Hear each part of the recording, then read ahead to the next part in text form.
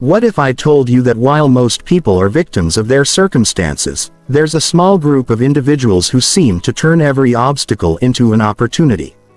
They don't just survive setbacks. They use them as stepping stones to greater success. They don't react to problems. They anticipate them. They don't hope things work out. They make things work out. The difference isn't luck, intelligence, or even resources. The difference is mindset, specifically, what I call the tactical mindset. While others live in reactive mode, constantly surprised by challenges and overwhelmed by unexpected problems, tactical thinkers operate from a position of strategic advantage. They see what's coming before it hits. They prepare for problems before they arise. They turn uncertainty into opportunity. This audiobook will rewire your brain to think tactically instead of reactively. You'll learn to anticipate setbacks, prepare contingency plans, and execute with precision under pressure. By the time you finish, you won't just be surviving your challenges. You'll be using them to dominate your field. But this isn't about positive thinking or motivational fluff. This is about cold, hard tactical systems that work in the real world. Systems used by military strategists, elite athletes, and billion-dollar CEOs to stay ahead of the competition. Today you're going to learn how to think and operate at that level. Chapter 1. The Reactive Trap. Why most people stay stuck. Here's a brutal truth that most people refuse to accept. They are not in control of their lives. They think they are, but they're not. They wake up every morning and react to whatever the day throws at them. Phone rings, they answer. Email comes in, they respond.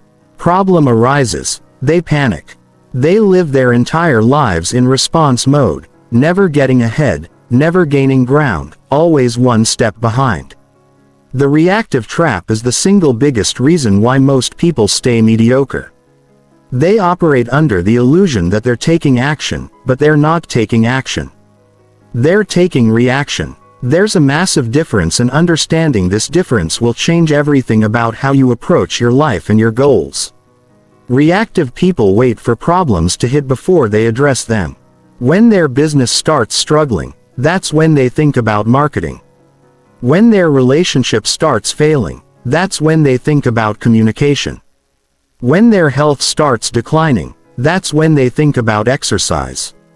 They're always behind the curve, always playing catch-up, always in crisis mode. Tactical thinkers, on the other hand, live in anticipation mode. They're constantly scanning the environment for potential threats and opportunities. They prepare for problems before they arise. They build systems that prevent crisis from happening in the first place. And when challenges do come, they're ready with a plan. This isn't about being paranoid or negative. It's about being realistic and prepared. The world is unpredictable, but most problems follow predictable patterns. Markets crash approximately every 10 years. Relationships face challenges during times of stress. Health issues arise when we neglect our bodies.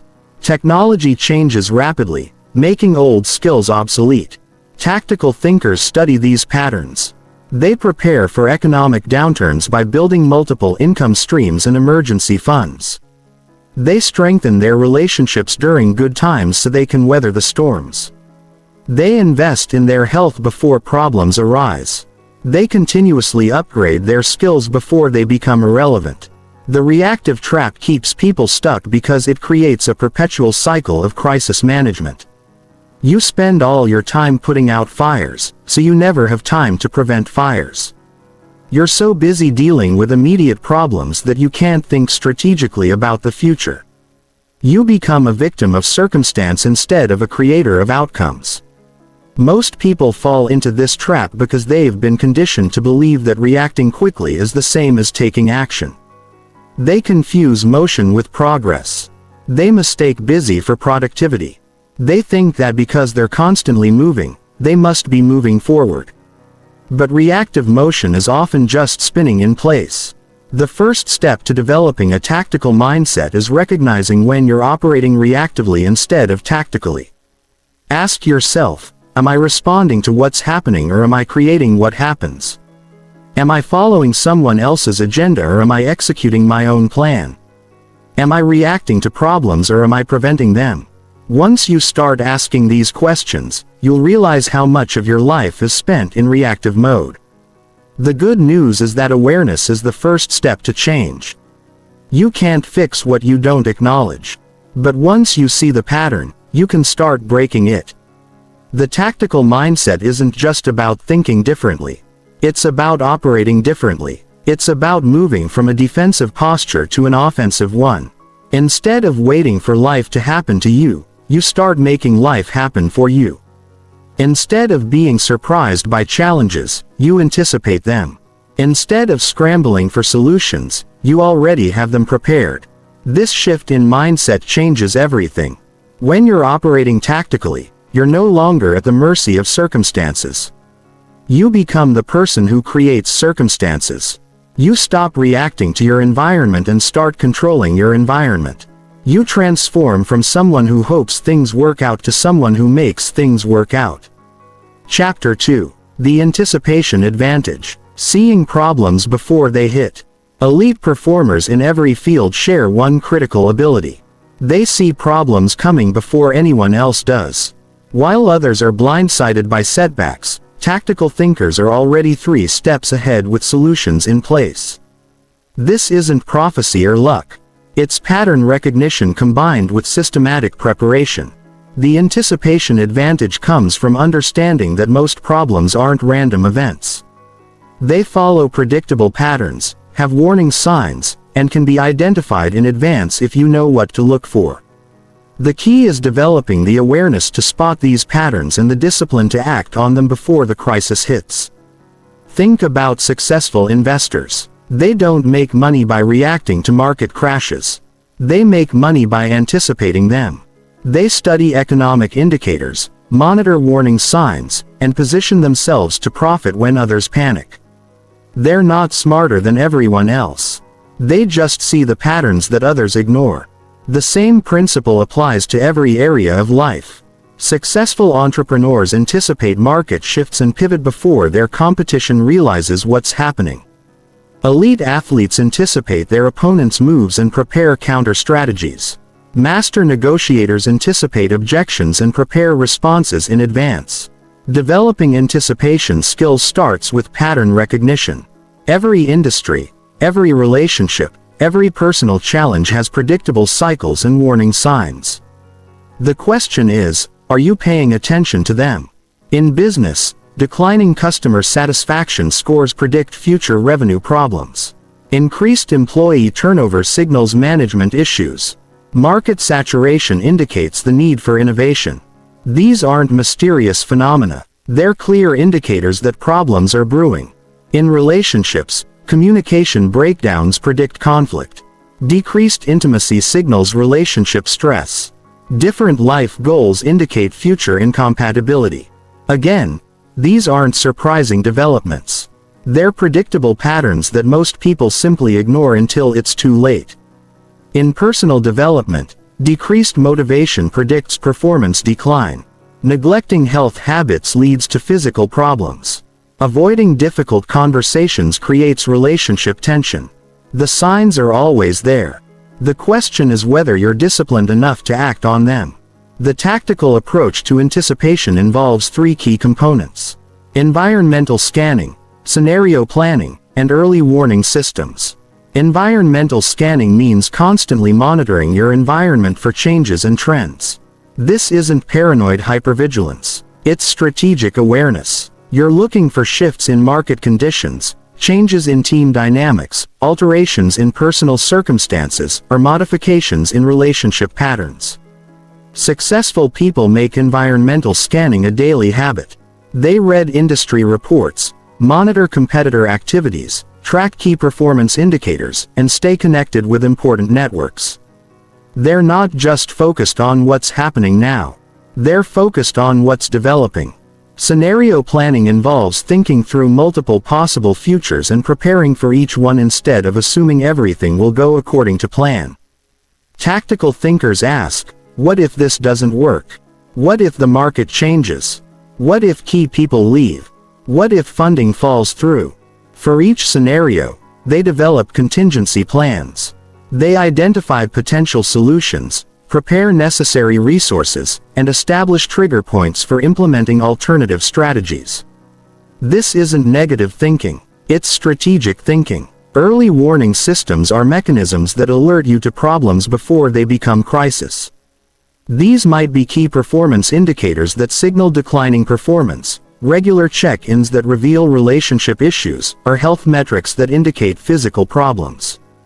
The key to effective early warning systems is establishing them during good times, not waiting until problems arise.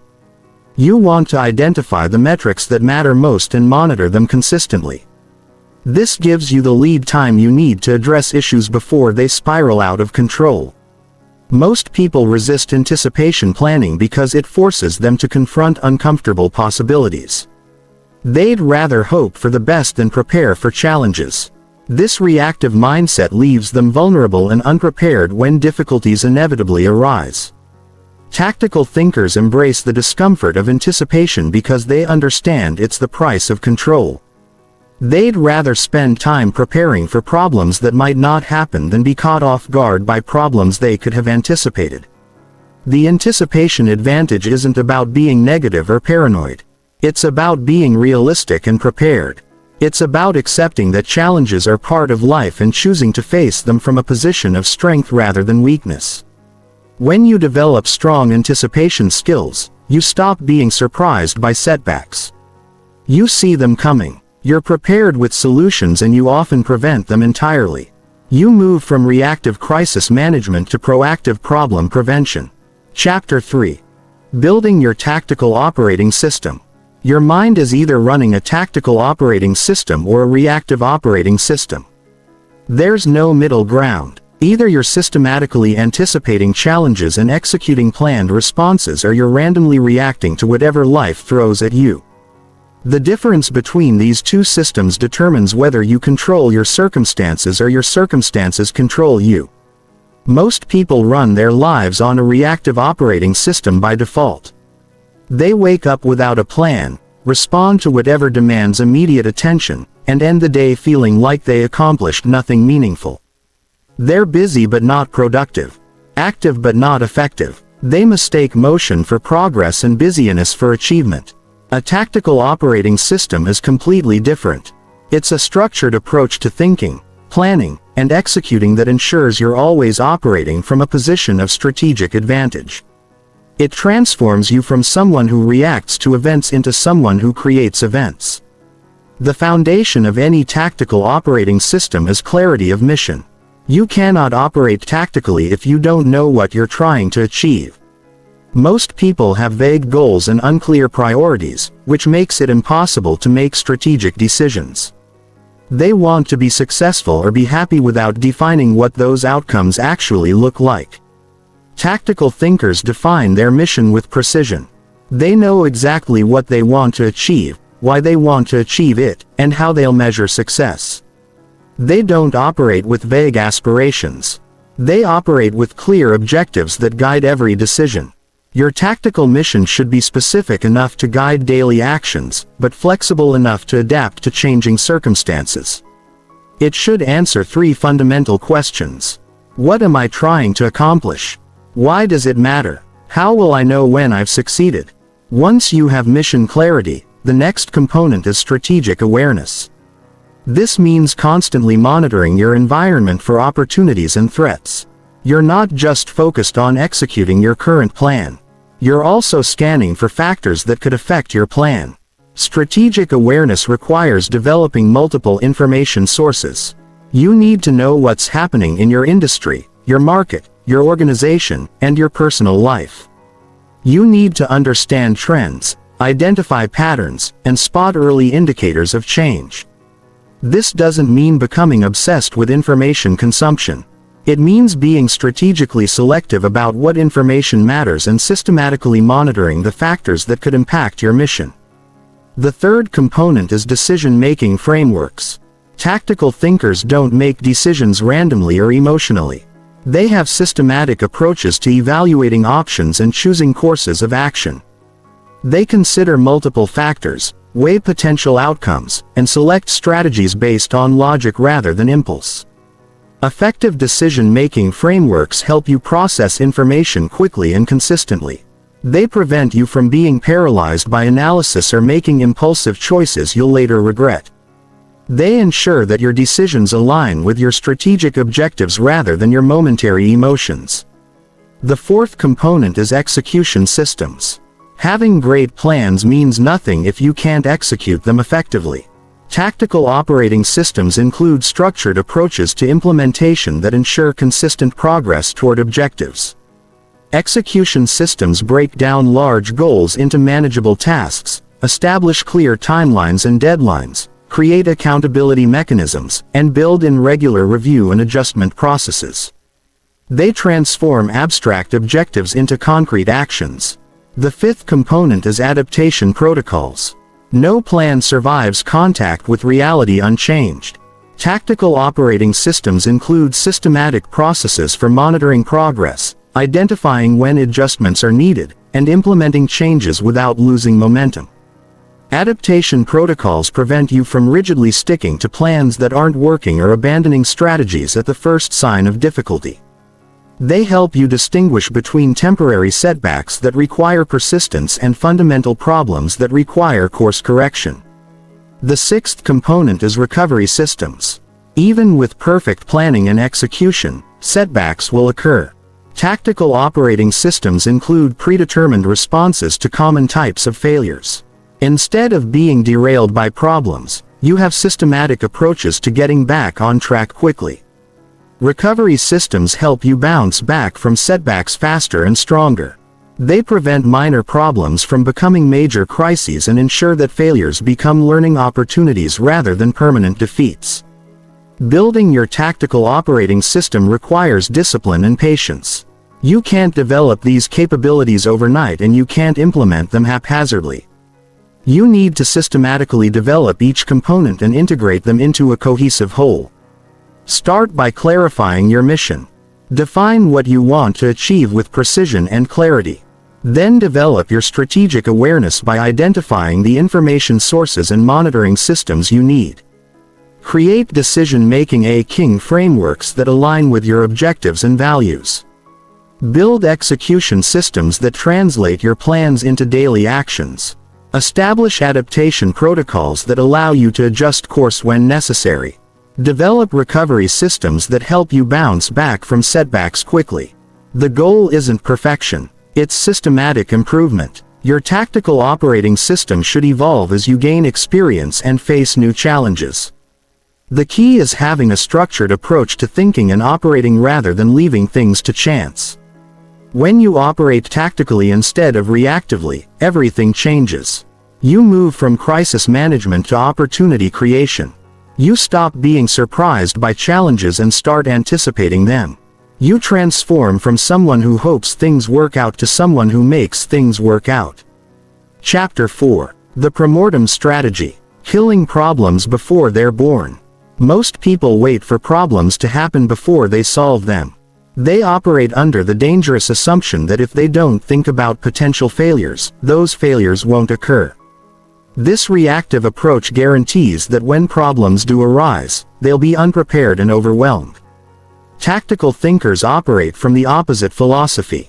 They deliberately imagine worst-case scenarios not to create anxiety but to develop solutions in advance. They kill problems before they're born through a systematic process called premortem analysis.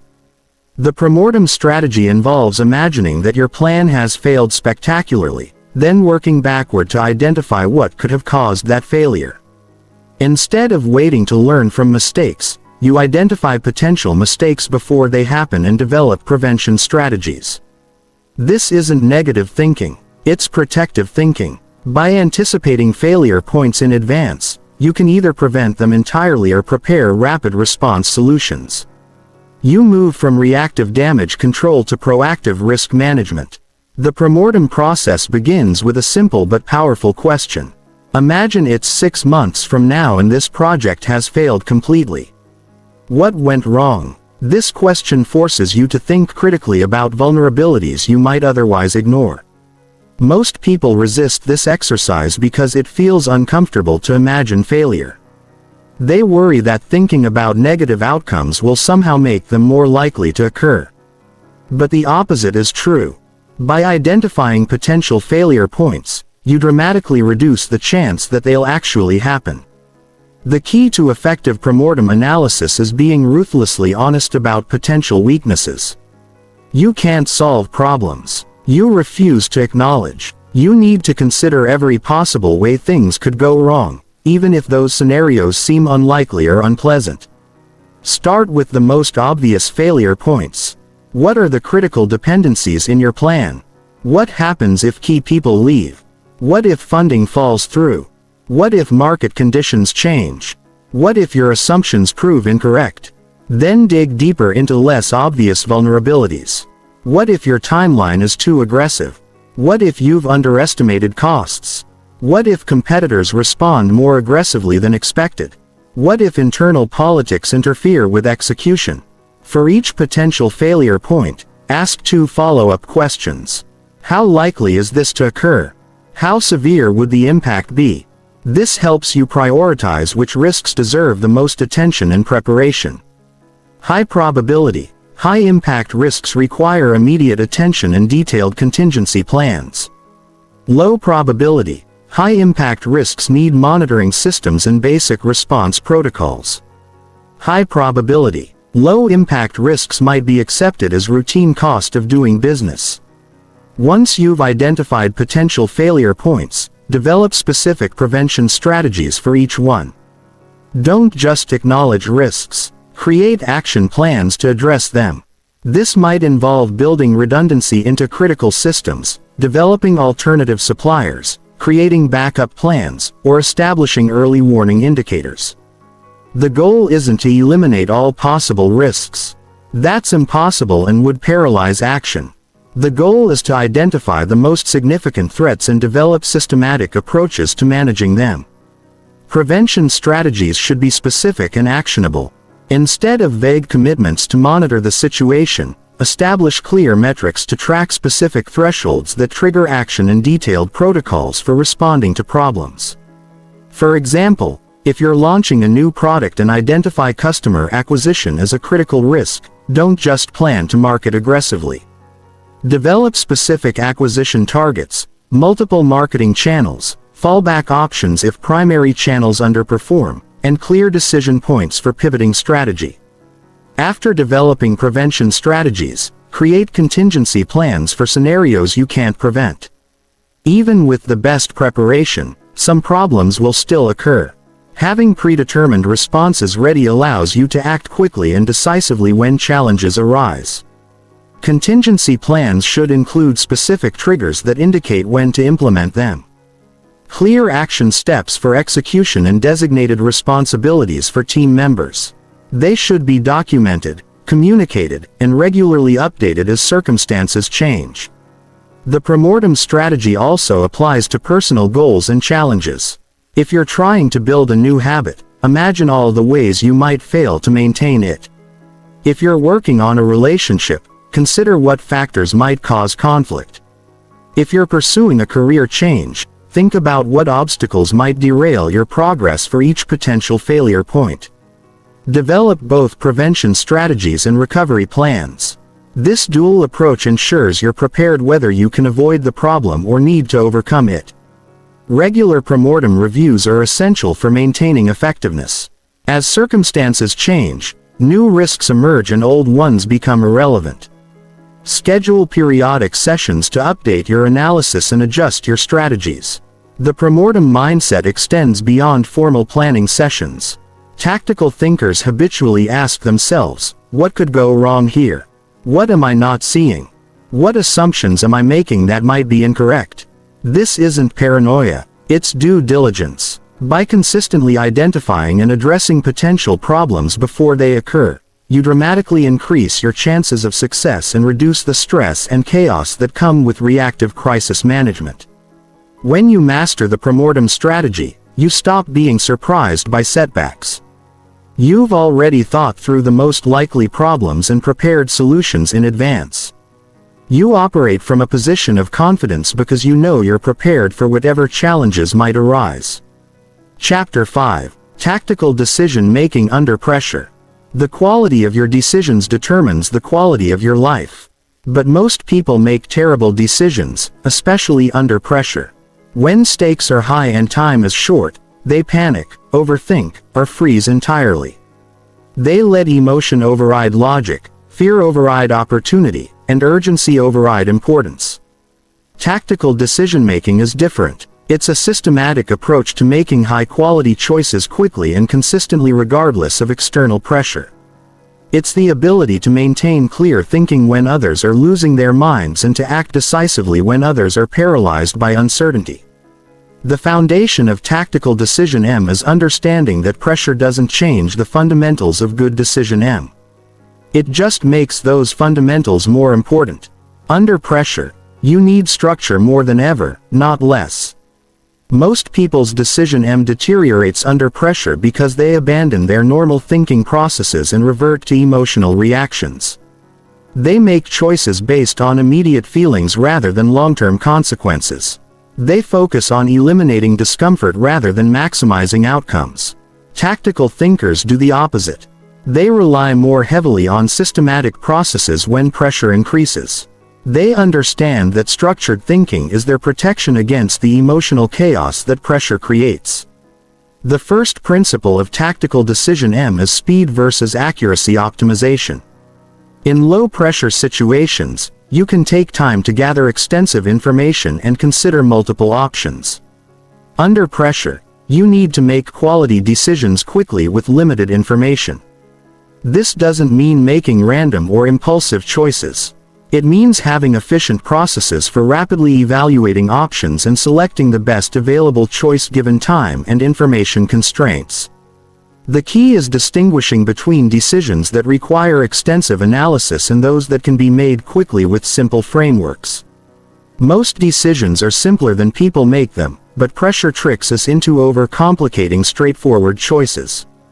The second principle is option generation before evaluation. Under pressure, most people grab the first solution that comes to mind and run with it.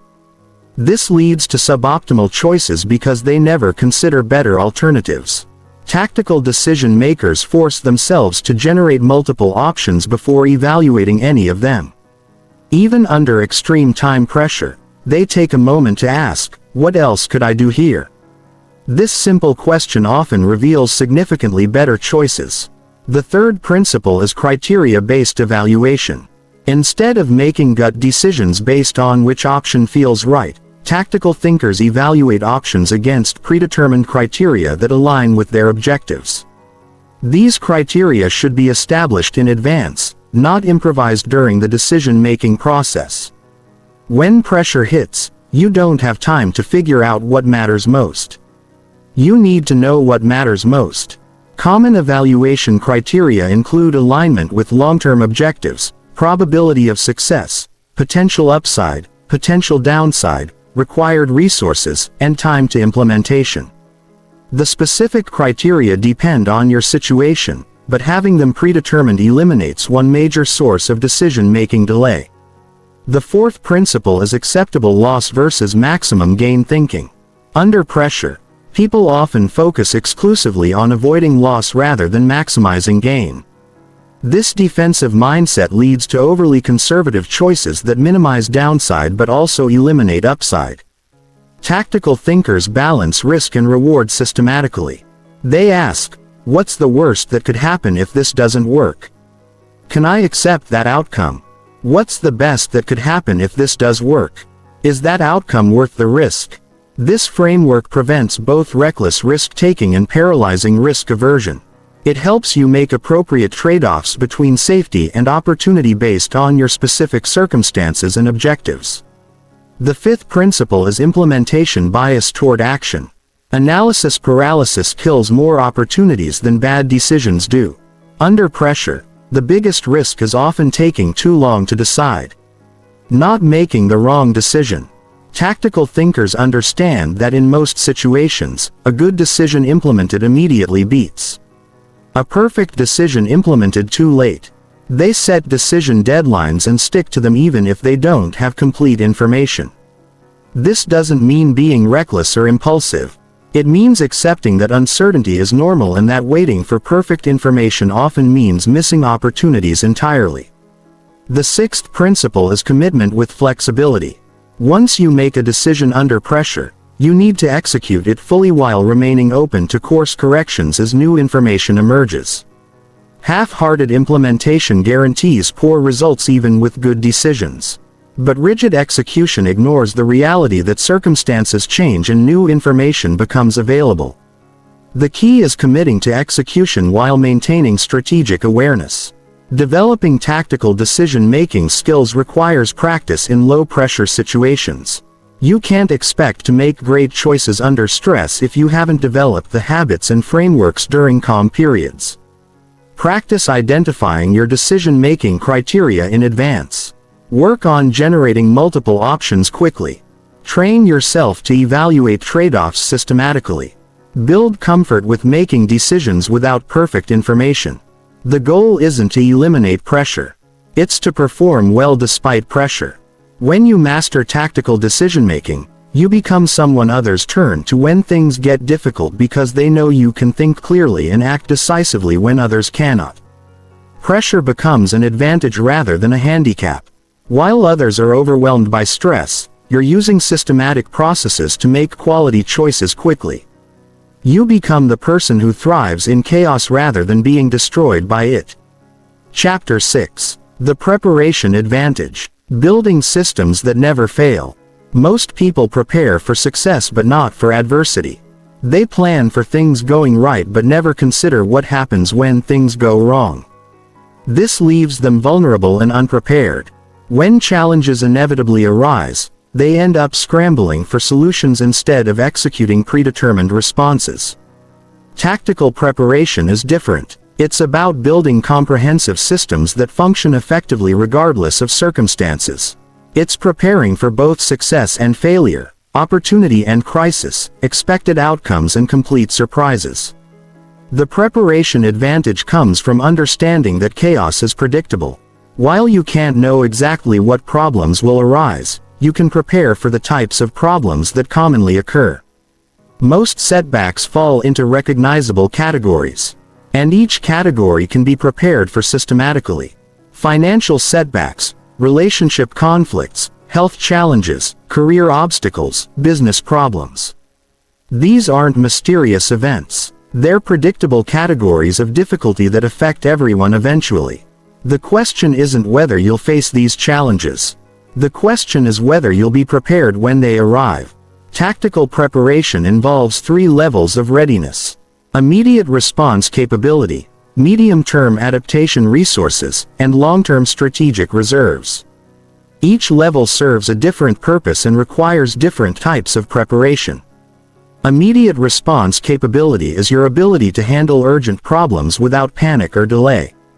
This includes emergency funds that cover immediate expenses, communication protocols for crisis situations, decision-making frameworks that work under pressure, and predetermined action steps for common emergencies. Most people have no immediate response capability. When problems hit, they're caught completely off guard.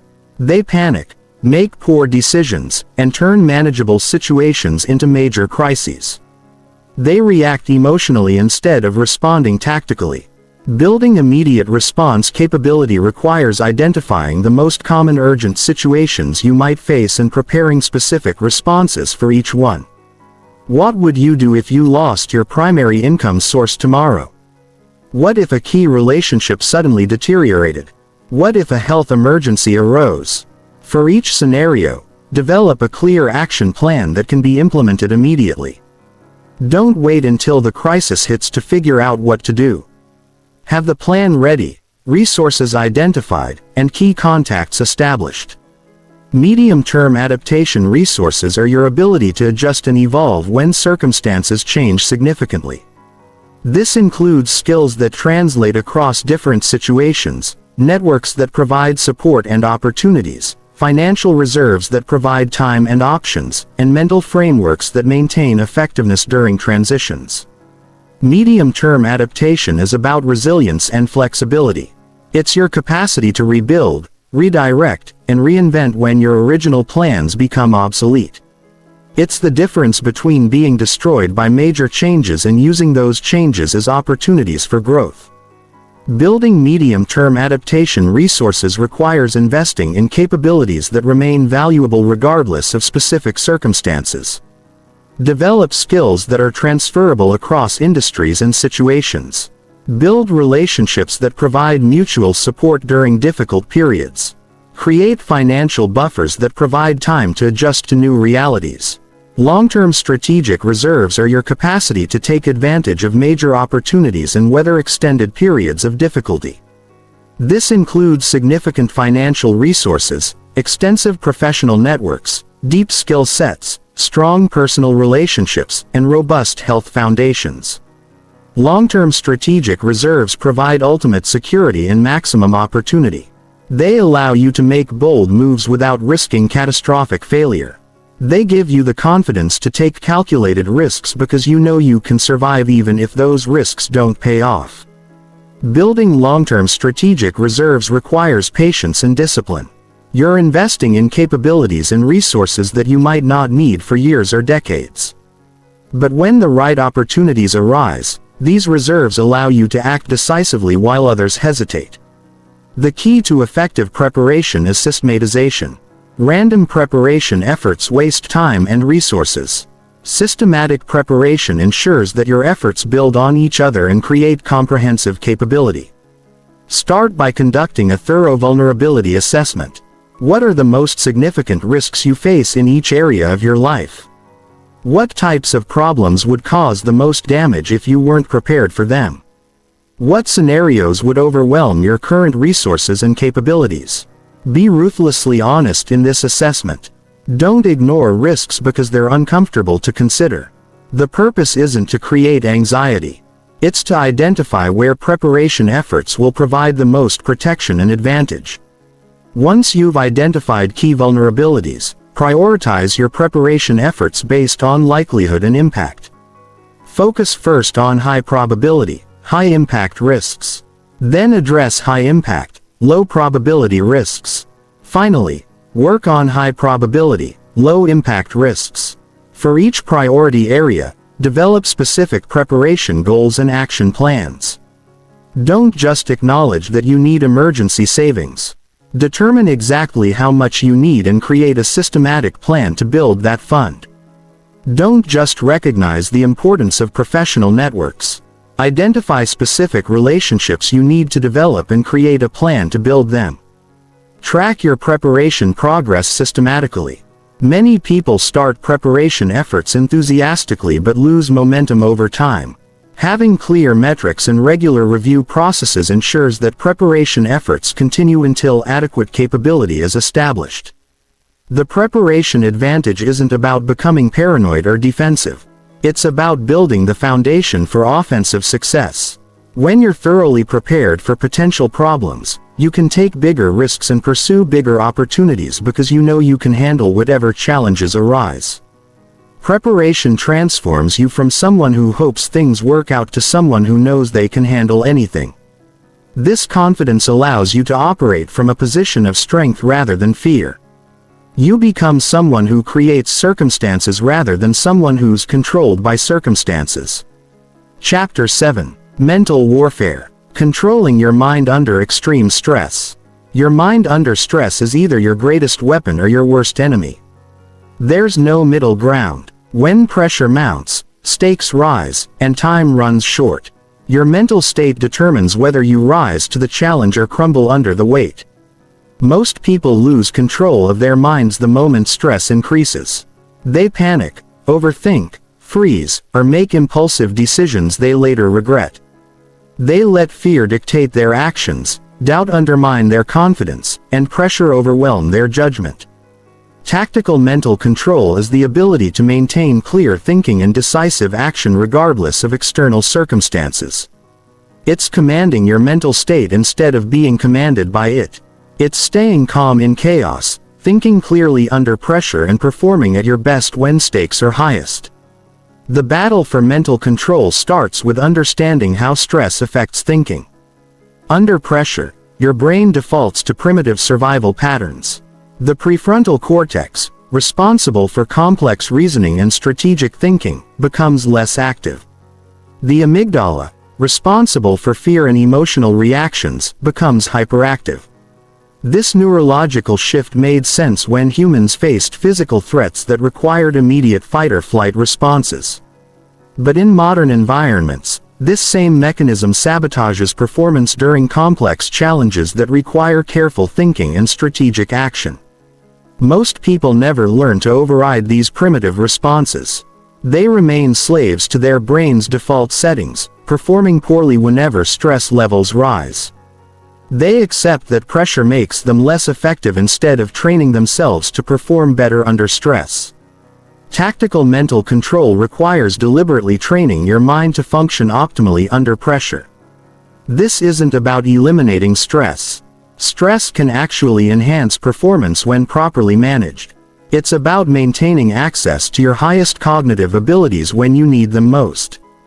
The first element of mental control is stress reprogramming. Instead of viewing pressure as a threat to your performance, you learn to see it as fuel for enhanced performance. Stress becomes a signal that something important is happening and that you need to elevate your focus and intensity. This reframing changes your physiological response to stress. Instead of triggering defensive shutdown mechanisms, pressure triggers enhanced alertness and capability. Your body produces the same stress hormones, but instead of impairing performance, they enhance it. Stress reframing requires consistent practice during lower pressure situations. You can't expect to suddenly master this skill during a crisis. You need to train your mind to interpret stress positively during routine challenges. So the response becomes automatic during major challenges. The second element is attention control. Under stress, most people's attention becomes scattered and unfocused. They try to think about everything simultaneously, which means they think effectively about nothing. They become reactive instead of responsive, jumping from concern to concern without systematic processing. Tactical attention control means deliberately directing your mental focus to the most important elements of the situation. Instead of trying to process everything at once, you systematically work through priorities in order of importance. This requires developing the discipline to ignore irrelevant information even when that information feels urgent under pressure. Everything seems important, but effective performance requires distinguishing between what actually matters and what just feels important. The third element is emotional regulation. Emotions under stress tend to become extreme and unstable. Fear, anger, frustration, and anxiety can overwhelm rational thinking and drive poor decisions. Most people either suppress emotions completely, which creates internal tension, or let emotions run wild, which destroys judgment. Tactical emotional regulation means acknowledging emotions without being controlled by them. You recognize what you're feeling, accept it as normal given the circumstances, and then choose your response based on logic rather than emotion. This isn't about becoming emotionless. Emotions provide valuable information about situations. It's about processing emotional information without letting emotional reactions dictate your actions. The fourth element is decision-making acceleration. Under pressure, many people slow down their decision hoping that more time will lead to better choices. But in high-pressure situations, speed often matters more than perfection. The best available decision implemented quickly usually beats the perfect decision implemented too late. Tactical decision-making under stress involves using simplified frameworks that allow rapid evaluation and choice. You can't use complex analysis when time is limited, but you can use efficient heuristics that consistently produce good results. These frameworks should be developed and practiced during calm periods so they become automatic during stressful periods. You want your decision-making process to become faster and more efficient under pressure, not slower and more confused. The fifth element is performance visualization. Before entering high-pressure situations, tactical performers systematically visualize themselves performing excellently under stress. They mentally rehearse staying calm, thinking clearly and executing effectively. This mental rehearsal programs your mind for success before the pressure hits. Your brain has already practiced the experience of performing well under stress. So when real pressure arrives, the response feels familiar rather than foreign. Visualization should be specific and detailed, including not just successful outcomes, but also the mental state and processes that lead to those outcomes.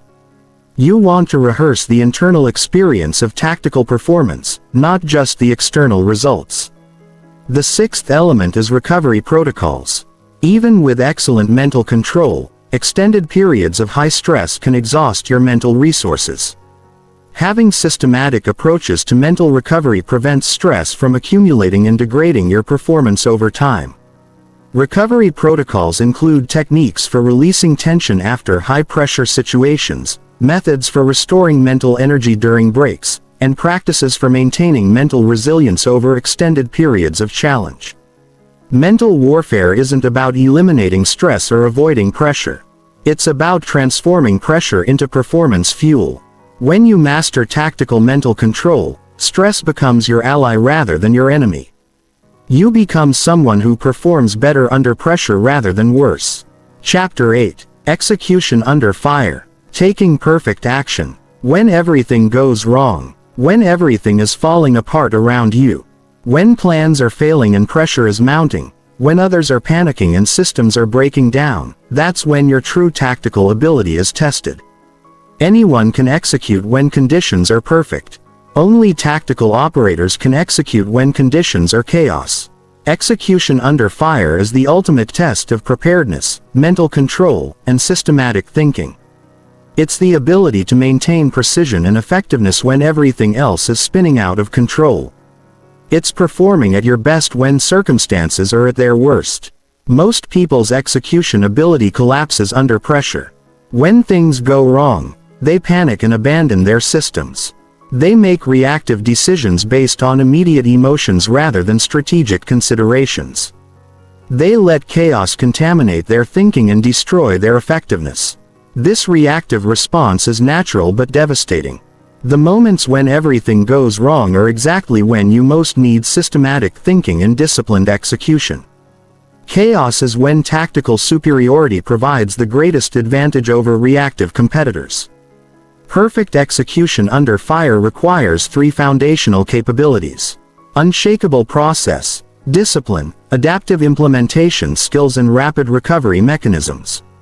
Each capability builds on the others to create performance that actually improves under pressure. Process discipline means maintaining your systematic approaches even when external circumstances are chaotic. When others abandon their methods and improvise randomly, you stick to proven frameworks that guide decision-making and action. This doesn't mean rigid inflexibility.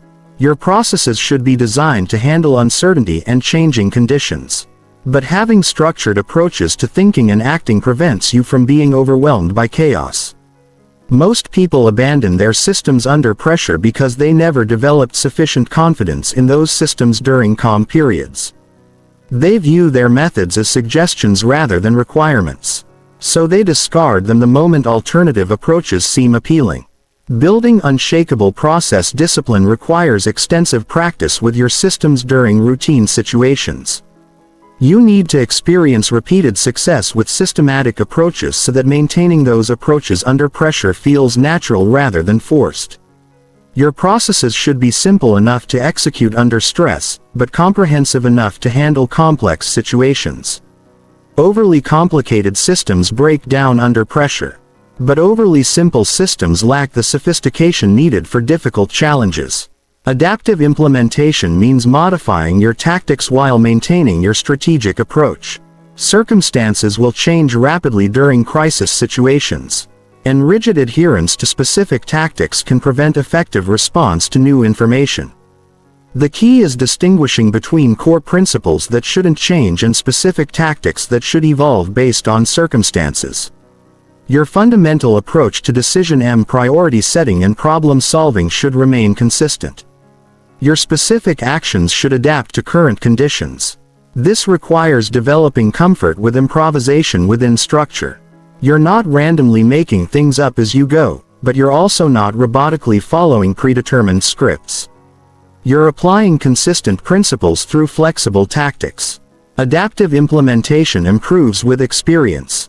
The more challenging situations you navigate successfully, the better you become at maintaining strategic coherence while adapting tactical responses. Rapid recovery mechanisms are your ability to get back on track quickly when things go wrong. Even with excellent preparation and execution, setbacks will occur during difficult situations. The key is minimizing the time and energy required to recover from those setbacks. Rapid recovery requires predetermined responses to common types of failures. Instead of figuring out what to do when problems arise, you already know what steps to take to get back on course quickly. These recovery protocols should be simple and fast. During crisis situations, you don't have time for complex recovery processes.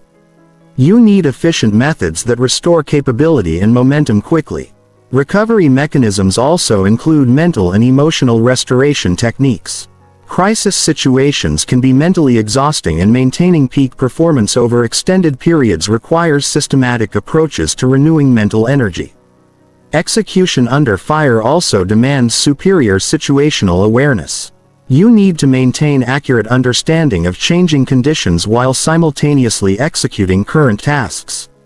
This dual-track processing allows you to adapt quickly to new developments without losing focus on immediate responsibilities. Situational awareness under pressure requires systematic information processing. You can't try to monitor everything simultaneously. You need structured approaches to gathering and analyzing information efficiently. Priority-based monitoring focuses your attention on the most critical factors first. Instead of trying to track every detail, you systematically monitor the elements that most directly affect your mission success. This requires identifying key indicators in advance and establishing efficient methods for tracking them. You want to know immediately when important factors change, but you don't want to be overwhelmed by irrelevant information. Communication becomes crucial during execution under fire. Clear, concise, and frequent communication prevents misunderstandings that can derail execution. When circumstances are changing rapidly, everyone involved needs current information to make appropriate decisions. Communication protocols should be established before crisis situations arise. You need predetermined methods for sharing information, clear responsibilities for communication tasks, and efficient processes for decision-making input. Over-communication is usually better than under-communication during crisis situations. People need more information than normal to maintain effectiveness when circumstances are uncertain and changing rapidly. The ultimate goal of execution under fire isn't just surviving difficult situations. It's using those situations to gain competitive advantage. While others are struggling with chaos, your superior execution capability allows you to advance your position. Crisis situations often create opportunities for significant progress. Competitors become distracted by immediate problems. Markets become dislocated and conventional approaches become less effective. Tactical operators who can execute under fire often make their biggest gains during these periods. When you master execution under fire, you stop fearing difficult situations and start seeing them as opportunities to demonstrate superiority. You become someone others depend on when things get tough because they know you can deliver results regardless of circumstances. Chapter 9. The Bounce Back Protocol. Turning defeat into your next victory. Setbacks are inevitable. Defeats are temporary. The difference between those who succeed long-term and those who remain stuck isn't whether they experience failure. It's how quickly and effectively they recover from failure. Champions don't avoid defeat. They master the art of bouncing back stronger. Most people handle setbacks terribly. They personalize failure, letting it damage their identity and confidence. They replay mistakes obsessively instead of learning from them efficiently. They either give up entirely or repeat the same approaches that led to failure in the first place. This reactive approach to failure guarantees prolonged weakness. Instead of using setbacks as information and motivation for improvement, Reactive people let setbacks become permanent damage to their capabilities and self-belief. The bounce-back protocol is a systematic approach to converting defeats into advantages. It's the ability to extract maximum learning from failures while minimizing the time and energy spent recovering. It transforms setbacks from stumbling blocks into stepping stones. Recovery isn't just about getting back to where you were before the setback. True tactical recovery means emerging stronger, smarter, and more capable than you were before the defeat occurred. You use failure as fuel for accelerated improvement. The bounce-back protocol involves 5 sequential phases: immediate damage assessment, emotional processing and stabilization, systematic failure analysis, capability building, and enhanced re-engagement. Each phase serves a specific purpose and prepares you for the next phase. Immediate damage assessment is about quickly and accurately understanding what actually happened without emotional contamination.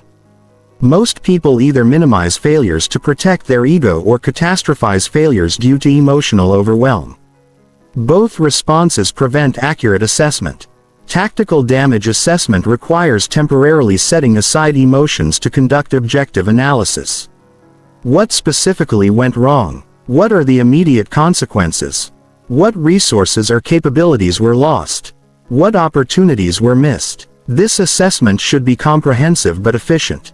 You're not conducting an exhaustive investigation. You're gathering the information needed to make intelligent recovery decisions. Speed matters because prompt recovery action is usually more effective than delayed recovery action. The assessment should distinguish between reversible and irreversible consequences. Some damage from setbacks can be undone quickly. Other damage requires extended effort to repair. Understanding this distinction helps prioritize recovery efforts. Emotional processing and stabilization involves acknowledging and managing the psychological impact of failure without letting emotions drive recovery decisions. Setbacks naturally trigger disappointment, frustration, anger, or discouragement. These emotions are normal and contain valuable information. The key is processing these emotions systematically rather than being overwhelmed by them. Acknowledge what you're feeling. Accept it as a normal response to setback. Extract any useful information the emotions provide and then choose your actions based on logic rather than emotion. Many people try to skip emotional processing thinking they can ignore feelings and move directly to action. But unprocessed emotions contaminate decision and can emerge later in destructive ways. Brief but deliberate emotional processing prevents longer-term psychological damage. Stabilization techniques help restore mental equilibrium after setbacks.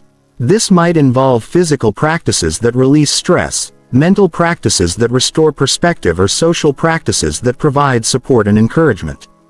Systematic failure analysis is the most crucial phase of the bounce-back protocol. This is where you extract maximum learning from the setback to prevent similar failures and improve future performance.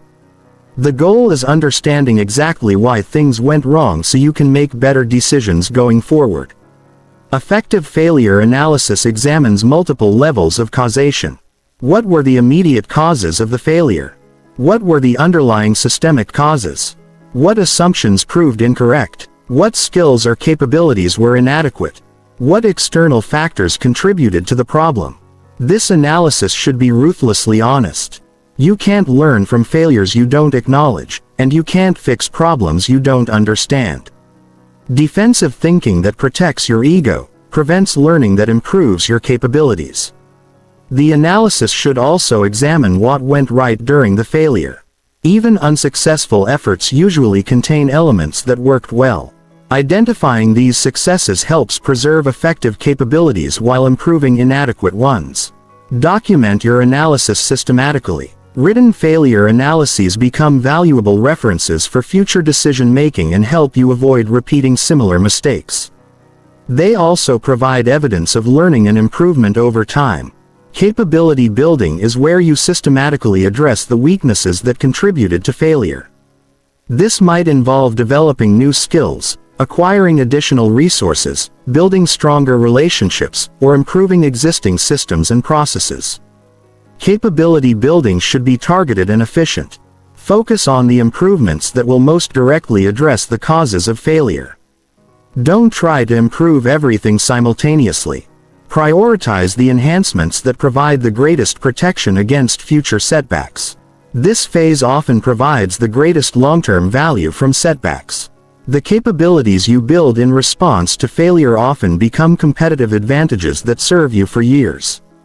Your greatest strengths frequently emerge from your most painful defeats. Set specific goals and deadlines for capability building. Vague commitments to get better rarely lead to meaningful improvement. Clear objectives with measurable outcomes ensure that recovery efforts translate into enhanced performance. Enhanced re-engagement is where you return to active pursuit of your objectives with improved capabilities and refined strategies. This isn't just trying the same approaches with more effort. It's applying enhanced capabilities through improved methods. Re-engagement should be gradual and systematic. Start with smaller challenges that allow you to test your improved capabilities without risking major setbacks. Build confidence and momentum through successive wins before tackling the largest challenges. The enhanced re-engagement phase often reveals whether your recovery efforts were sufficient. If you experience similar failures, additional capability building may be needed. If you achieve better results, you've successfully converted defeat into advantage. The bounce-back protocol becomes faster and more effective with practice. Each time you successfully recover from setbacks, you build confidence in your ability to handle future challenges. You stop fearing failure because you know you can bounce back stronger. When you master the bounce-back protocol, setbacks become information rather than devastation. You develop immunity to defeat because you know every failure contains the seeds of future success. You become someone who actually benefits from adversity instead of being damaged by it. Chapter 10. Daily Tactical Habits. Programming Automatic Success. Excellence isn't an event, it's a habit. Champions don't perform brilliantly occasionally. They perform well consistently. The difference between tactical operators and reactive people isn't what they do during crisis situations. It's what they do every single day when nothing dramatic is happening. Most people rely on motivation and inspiration to drive performance. They perform well when they feel good and poorly when they don't. They wait for the right mood, the perfect circumstances or sufficient energy before taking action. This emotional approach guarantees inconsistent results. Daily tactical habits eliminate the need for motivation or perfect circumstances. They create automatic behaviors that produce consistent progress regardless of how you feel or what's happening around you. They transform excellence from something you occasionally achieve into something you routinely perform. Tactical habits are different from regular habits. Regular habits might be beneficial but unfocused. Tactical habits are specifically designed to build the capabilities that create competitive advantage. They systematically develop the mental, physical, and operational capabilities that separate winners from losers. The foundation of tactical habit development is understanding that small actions performed consistently create massive results over time. Most people underestimate the power of daily consistency because individual actions seem insignificant. But compound effects make daily habits incredibly powerful over months and years. The key is choosing the right habits to develop. Not all daily actions are equally valuable. Some habits create exponential returns while others provide minimal benefit. Tactical habit selection focuses on behaviors that build multiple capabilities simultaneously and create cascading positive effects. The first category of tactical habits is mental conditioning routines. These are daily practices that strengthen your mind's ability to think clearly, maintain focus, and perform under pressure.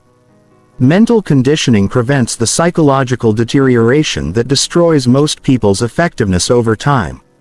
Mental conditioning might include daily meditation to improve attention control, journaling to enhance self-awareness and learning, visualization to program successful performance patterns, or reading to continuously upgrade your knowledge and thinking capabilities. These practices should be brief but consistent. 15 minutes of daily mental conditioning provides more benefit than occasional hour-long sessions. The goal is creating sustainable routines that strengthen your mind systematically over time. The second category is physical optimization routines. Your body is the foundation for everything else you accomplish. Physical strength, energy, and resilience directly affect mental performance, emotional stability, and tactical capability. Daily physical optimization prevents the energy depletion and health problems that sabotage long-term performance. Physical optimization includes regular exercise to build strength and cardiovascular capability, proper nutrition to fuel optimal performance, adequate sleep to enable recovery and regeneration, and stress management to prevent burnout and maintain resilience. These habits don't require extensive time commitments, but they do require consistency. 20 minutes of daily exercise provides more benefit than sporadic multi-hour workouts. Consistent good nutrition choices matter more than occasional perfect meal plans. The third category is skill development routines. Tactical operators continuously upgrade their capabilities instead of relying on existing skills indefinitely. Daily skill development ensures that your abilities evolve faster than changing requirements.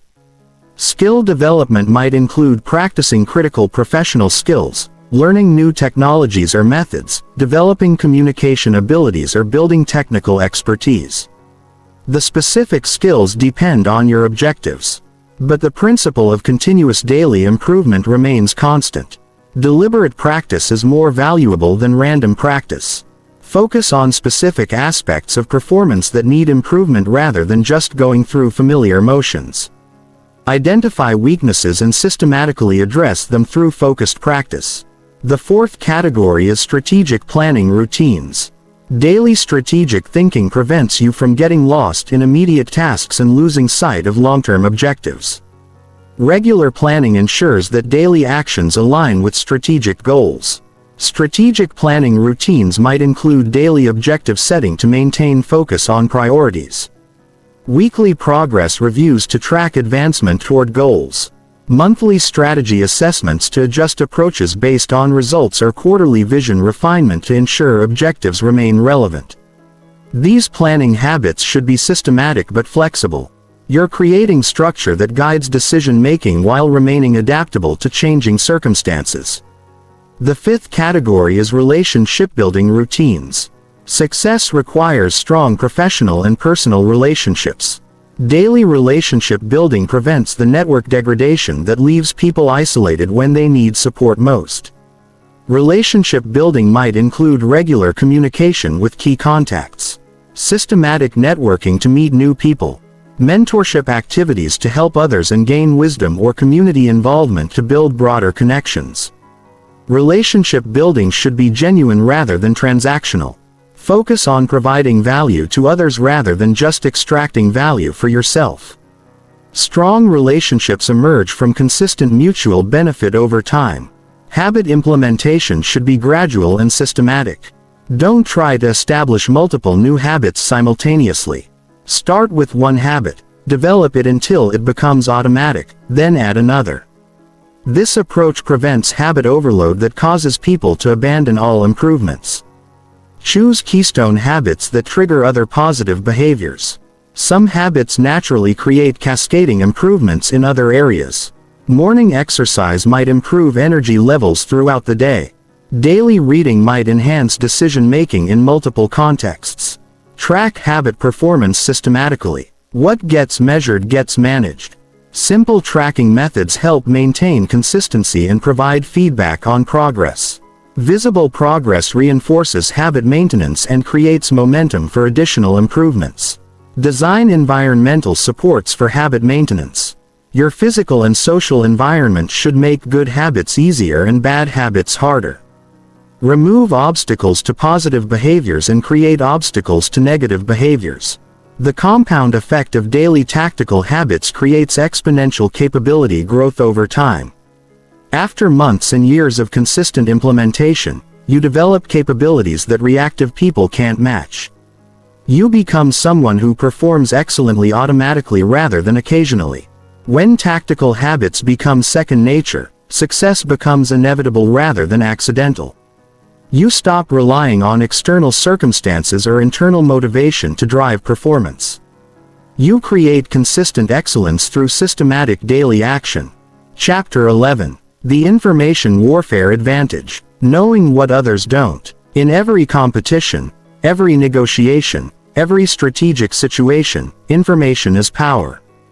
The person who knows more, sees more, and understands more has a decisive advantage over everyone else. While most people operate with limited information and make decisions blindly, tactical operators create systematic information advantages that guarantee superior outcomes. Information warfare isn't about spying or deception. It's about systematically gathering, analyzing, and applying information more effectively than your competition. It's knowing what others don't know, seeing what others don't see, and understanding what others don't understand. Most people are terrible at information management. They consume information randomly, analyze it superficially, and apply it inconsistently. They mistake data consumption for intelligence gathering and confuse being informed with being strategically aware. This reactive approach to information leaves them vulnerable to surprises, unprepared for changes, and unable to anticipate opportunities or threats. They operate with incomplete pictures and make decisions based on limited understanding. Tactical information warfare involves three core capabilities: strategic intelligence gathering, pattern recognition and analysis, and information advantage application. Each capability builds on the others to create comprehensive situational awareness that others cannot match. Strategic intelligence gathering is the systematic collection of information that provides competitive advantage. This isn't random news consumption or casual observation. It's targeted information acquisition focused on the factors that most directly affect your objectives. Most people gather information passively. They read whatever appears in their feeds, listen to whatever conversations they happen to overhear, and notice whatever details catch their attention randomly. This passive approach provides limited value and often creates information overload without strategic benefit. Tactical intelligence gathering is active and focused. You deliberately seek specific types of information from carefully selected sources. You know what information matters most for your objectives and you systematically acquire that information from the best available sources. The foundation of effective intelligence gathering is identifying your key intelligence requirements. What do you need to know to make better decisions? What information would provide competitive advantage? What knowledge gaps are currently limiting your effectiveness? These requirements should be specific and prioritized. Instead of trying to know everything about everything, focus on the information that most directly affects your ability to achieve your objectives. Quality trumps quantity in intelligence gathering. Once you've identified intelligence requirements, develop systematic collection methods. This might involve setting up automated searches for specific topics, establishing regular communication with key information sources, monitoring specific metrics or indicators, or creating feedback systems that provide real-time information about changing conditions. The key is making intelligence gathering routine rather than sporadic. Consistent collection provides trend information that sporadic collection cannot. You want to understand how situations are evolving, not just what they look like at random moments. Source diversification is crucial for reliable intelligence. Single sources provide limited perspectives and can be biased or incomplete. Multiple independent sources provide confirmation and reveal different aspects of complex situations. Develop a portfolio of information sources that includes direct observation, expert analysis, insider perspectives, public data, and competitive intelligence. Each type of source provides different value and helps create comprehensive understanding. Pattern recognition and analysis is where raw information becomes actionable intelligence. Data without analysis is just noise. The value comes from identifying patterns, trends, and relationships that reveal underlying dynamics and predict future developments. Most people are poor at pattern recognition because they process information emotionally rather than analytically. They focus on dramatic events rather than subtle trends. They react to immediate developments rather than understanding long-term patterns. Tactical pattern analysis involves systematic examination of information to identify recurring themes, underlying causes, and predictive indicators. You're looking for the signals that predict future developments before those developments become obvious to everyone else. This requires disciplined analytical thinking. Instead of accepting information at face value, you systematically examine it for deeper meaning. What does this information reveal about underlying conditions? What patterns does it suggest? What does it predict about future developments? Pattern analysis also involves identifying anomalies that signal significant changes. Normal patterns provide baseline understanding, but deviations from normal patterns often predict major developments. Learning to spot these anomalies early provides enormous competitive advantage. Trend analysis helps you understand the direction and speed of change. Instead of just knowing what's happening now, you understand where things are heading. This allows you to position yourself advantageously for future conditions rather than just reacting to current conditions. Correlation analysis helps you understand relationships between different factors. This reveals how changes in one area affect other areas and helps you predict cascade effects from specific developments. Information advantage application is where intelligence becomes competitive superiority. Knowing more than others is valuable only if you apply that knowledge more effectively than others would apply it. The goal isn't just having better information. It's using better information to create better outcomes. Most people fail to apply information advantages effectively. They either hoard information without using it or share it indiscriminately without gaining benefit.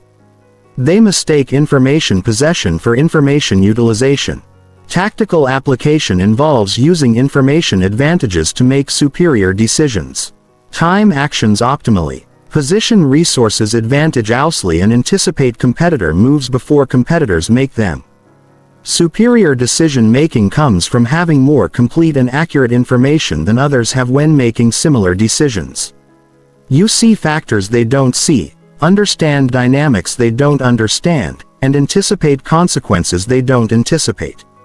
Optimal timing comes from understanding when conditions will be most favorable for specific actions. Instead of acting when you feel ready, you act when circumstances provide maximum advantage. Information advantages allow you to identify these optimal timing windows before others do. Strategic positioning comes from understanding how situations will evolve and positioning yourself to benefit from those evolutions. While others position themselves for current conditions, you position yourself for future conditions. Competitive anticipation comes from understanding competitor capabilities, limitations, and likely responses to different situations. This allows you to plan moves that force competitors into disadvantageous responses or that exploit competitor weaknesses. Information security is a crucial component of information warfare. Your information advantages provide value only as long as others don't have the same advantages. Protecting your intelligence sources and analytical insights prevents competitors from neutralizing your advantages. This doesn't mean paranoid secrecy, but it does mean strategic discretion. Be careful about what information you share, with whom you share it, and how you demonstrate your knowledge. Sometimes the best way to apply information advantages is subtly without revealing that you have those advantages. Information discipline prevents information overload and maintains focus on actionable intelligence. Not all information is equally valuable, and consuming too much information can actually reduce effectiveness by creating analysis paralysis. Develop filtering systems that focus your attention on the most valuable information while screening out irrelevant noise. This allows you to maintain deep understanding of what matters without being overwhelmed by what doesn't matter. The compound effect of systematic information warfare creates escalating competitive advantages over time. The more effectively you gather and apply information advantages, the better your decisions become, the more successful your outcomes become, and the stronger your position becomes for gathering even better information. When you master information warfare, you stop being surprised by developments and start predicting them. You operate with superior situational awareness that allows you to make moves others don't see coming. You become someone who shapes events rather than someone who reacts to events. Chapter 12. Peak Performance Programming. Operating at maximum capacity. Peak performance isn't accidental. It isn't the result of luck, perfect circumstances, or random inspiration. Peak performance is the predictable outcome of systematic preparation, disciplined execution, and optimal state management. Champions don't occasionally perform well. They consistently perform at their maximum capacity. Most people never come close to their peak performance potential. They operate at a fraction of their capabilities because they don't understand how to systematically access and maintain their optimal state. They wait for peak performance to happen naturally instead of creating the conditions that produce it reliably. This random approach to performance guarantees mediocre results without systematic methods for optimizing performance. You're dependent on external circumstances and internal moods to determine how well you function. You perform well when everything aligns perfectly and poorly when it doesn't. Peak performance programming is the deliberate development of capabilities and systems that allow you to operate at maximum capacity on demand. It's the ability to access your best thinking, highest energy, and most effective behaviors regardless of circumstances. This requires understanding the factors that optimize human performance and systematically developing the ability to control those factors. Peak performance becomes reproducible rather than accidental when you master the underlying mechanisms that create it. The foundation of peak performance programming is state management. Your mental and physical state determines the quality of everything you do. When you're in an optimal state, complex tasks become easier. Creative solutions emerge naturally and sustained high-level performance becomes possible. Most people have no control over their state. They feel energetic when conditions happen to be favorable and depleted when conditions aren't. They think clearly when they're well rested and poorly when they're not. They perform confidently when things are going well and tentatively when they're not.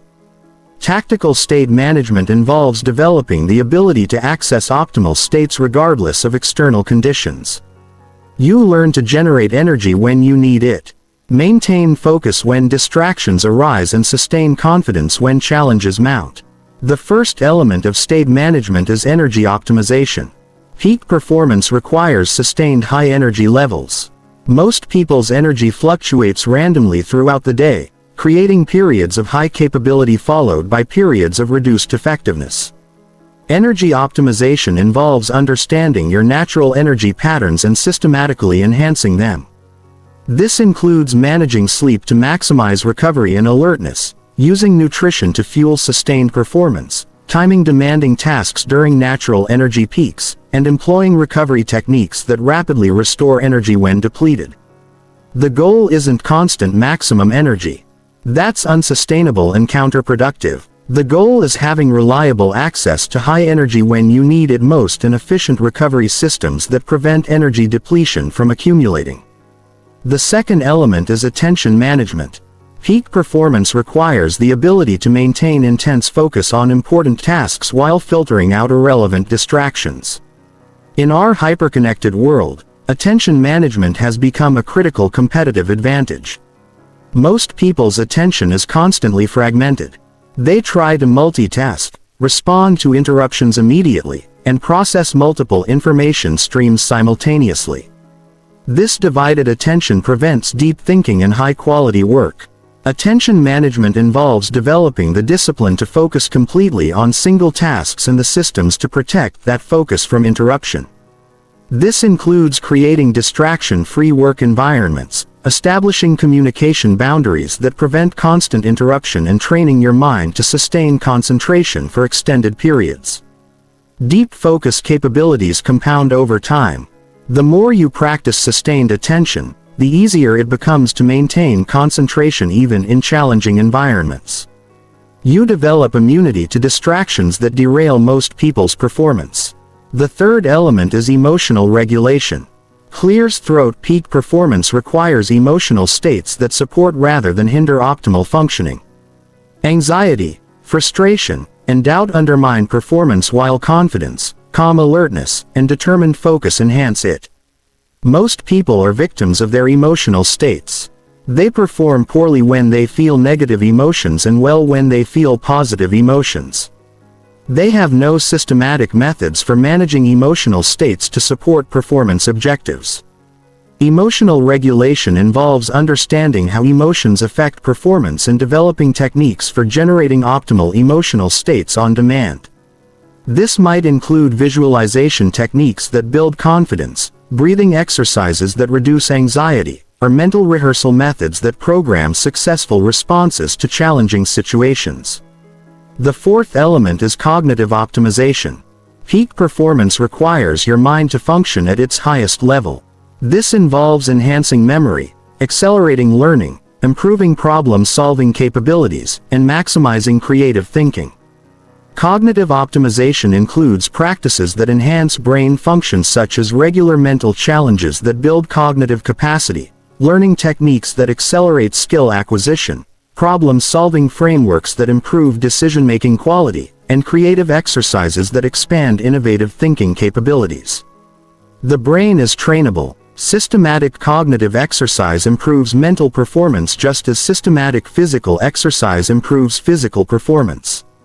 The key is choosing cognitive training that directly enhances the mental capabilities most important for your objectives. The fifth element is physical optimization. Your body is the foundation for everything else you accomplish. Physical strength, cardiovascular fitness, and overall health directly affect mental performance, emotional stability, and sustained capability. Physical optimization involves systematic development of the physical capabilities that support peak performance.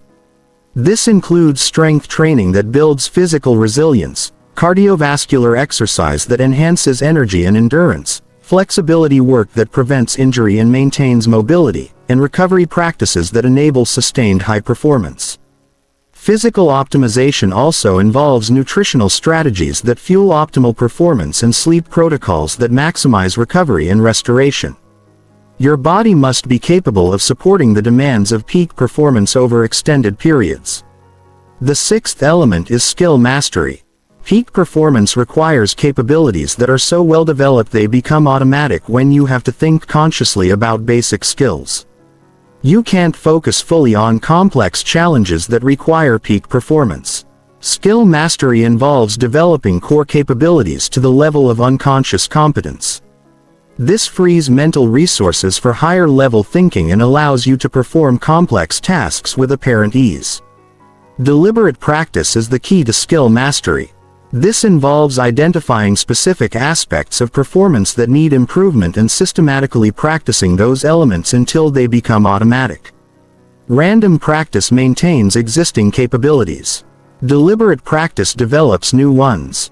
The integration of these elements creates synergistic performance enhancement. When energy, attention, emotion, cognition, physicality, and skills are all optimized simultaneously, the combined effect exceeds the sum of individual improvements. Peak performance programming also involves developing performance rituals that reliably trigger optimal states. These are systematic routines that prepare your mind and body for high performance. Athletes use pre-game rituals, performers use pre-show rituals, and tactical operators use pre-engagement rituals. These rituals serve multiple purposes. They create psychological transition from normal state to performance state. They trigger physiological changes that optimize performance, and they provide confidence through familiar preparation routines. Performance rituals should be personalized based on your specific requirements and preferences, but they should always include elements that optimize energy, focus attention, regulate emotions, and prepare for the specific demands of upcoming performance. Recovery protocols are equally important as performance protocols. Peak performance is unsustainable without adequate recovery. The ability to perform at maximum capacity repeatedly requires systematic restoration of mental, emotional, and physical resources. Recovery protocols include immediate post-performance routines that begin restoration processes, longer-term recovery practices that prevent accumulated fatigue, and strategic rest periods that maintain performance capacity over time. The goal of peak performance programming isn't occasional excellence. It's consistent operation at your maximum capacity. When these systems become habitual, peak performance becomes your normal operating mode rather than something you occasionally achieve. Chapter 13. Tactical Leadership. Moving others to victory. Leadership isn't a title or position. Leadership is the ability to move others toward objectives they might not achieve on their own.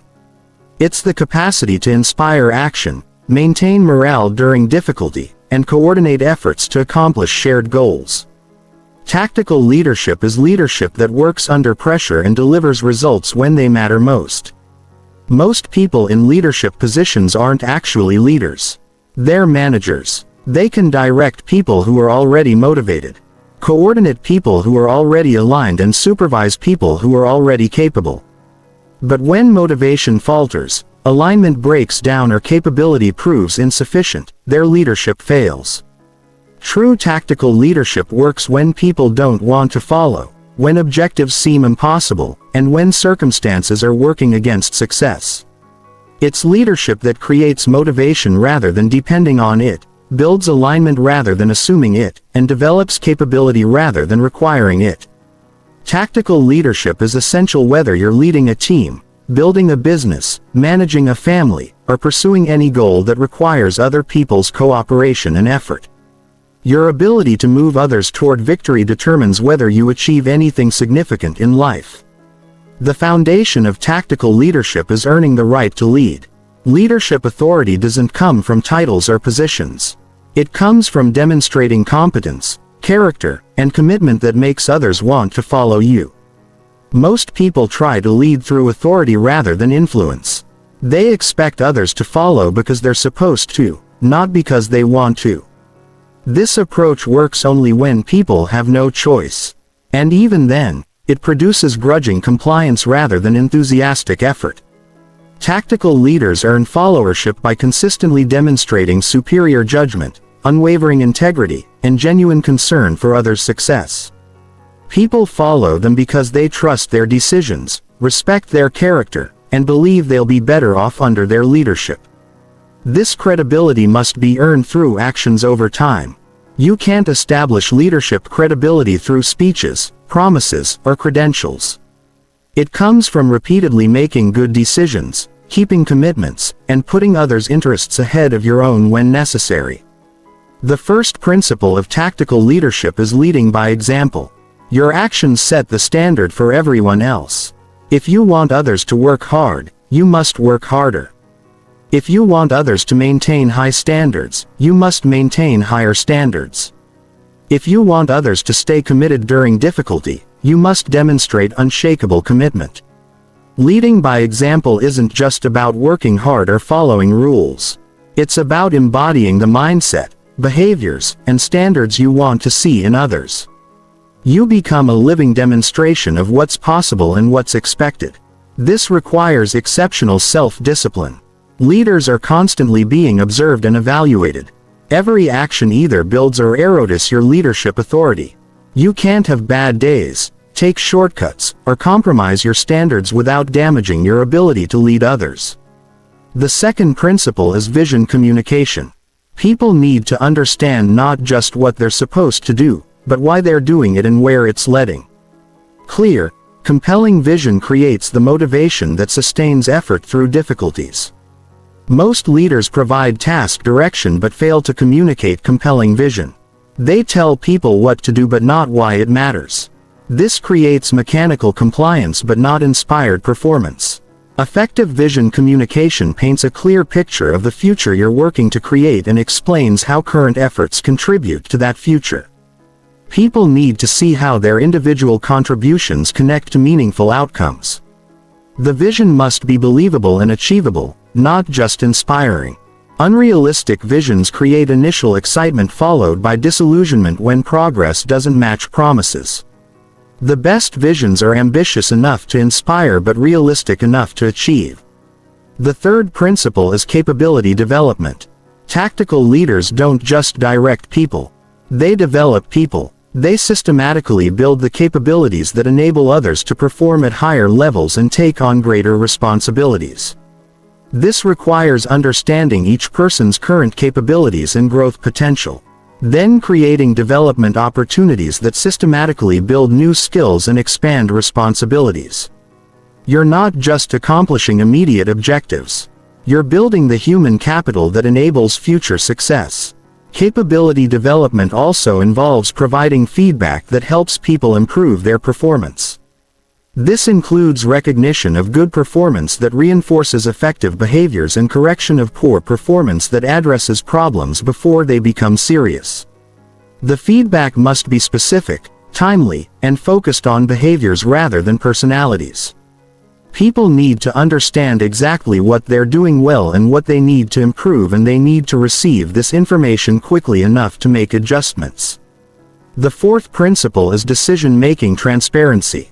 People follow leaders. They understand and trust. When decisions seem random or arbitrary, people lose confidence in leadership and become resistant to direction. Transparent decision-making doesn't mean making decisions by committee or explaining every minor choice. It means helping people understand your decision-making framework so they can see the logic behind your choices and predict how you'll handle future situations. This includes explaining the factors you consider when making decisions, the criteria you use for evaluation, and the values that guide your choices. People who understand how you think are more likely to trust your decisions even when they don't initially agree with them. The fifth principle is communication excellence. Leadership effectiveness is directly related to communication effectiveness. You must be able to convey information clearly, listen to feedback actively, and maintain open dialogue that builds trust and alignment. Communication excellence includes the ability to adapt your communication style to different audiences and situations. Some people respond better to detailed explanations while others prefer high-level summaries. Some situations require immediate direction while others need collaborative discussion. Regular communication prevents small problems from becoming major issues. People need to know what's expected of them, how they're performing, and how circumstances are changing. Communication gaps create uncertainty that undermines performance and morale. The sixth principle is conflict resolution. Wherever people work together toward challenging objectives, conflicts will arise. Tactical leaders don't avoid conflicts. They resolve them quickly and effectively before they damage team performance. Effective conflict resolution involves understanding the underlying causes of disagreements, facilitating productive discussions that address real issues, and reaching resolutions that maintain relationships while advancing objectives. This requires emotional regulation and interpersonal skills that allow you to remain calm during heated discussions and help others focus on solutions rather than blame. You become the stabilizing force that keeps conflicts productive rather than destructive. The seventh principle is morale maintenance. Tactical leadership often involves pursuing difficult objectives under challenging circumstances. Maintaining team morale and motivation during these periods determines whether efforts succeed or fail. Morale maintenance involves recognizing and celebrating progress even when final objectives haven't been achieved. Maintaining optimism without ignoring real problems and providing support that helps people cope with stress and difficulty. You must be emotionally strong enough to absorb others' doubts and fears without being overwhelmed by them. Your confidence becomes the foundation for others' continued effort when they would otherwise lose hope. Tactical leadership also involves strategic thinking about team development and organizational capability. You're not just managing current performance.